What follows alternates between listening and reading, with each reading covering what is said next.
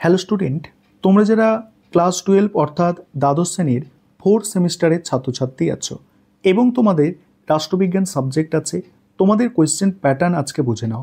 তোমাদের টোটাল 40 নম্বরের প্রশ্ন হবে। তোমাদের 6টা ইউনিট বা 6টা অধ্যায় আছে। প্রথম অধ্যায় থেকে টোটাল 8 নম্বরের প্রশ্ন থাকবে, একটা 6 একটা 2। দ্বিতীয় ইউনিট থেকে 6 নম্বরের প্রশ্ন, একটা 4 একটা 2। পরের ইউনিট থেকে একটাই 6 নম্বরের প্রশ্ন।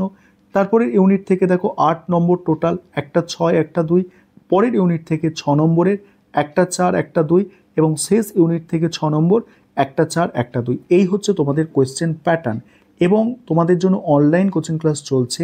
তোমরা যদি কেউ এই সাবজেক্টের ওপরে ফুল মার্কস পেতে চাও, আশা থাকে মনে যে এই সাবজেক্ট আমি পরবর্তীকালে ভালো করে পড়াশোনা করব এবং আমাকে এইচএসে ভালো নম্বর পেতে হবে, তাহলে তোমরা এখানে একটি সাজেস্টেড ভিডিও আছে, দেখে নেবে এবং আমাদের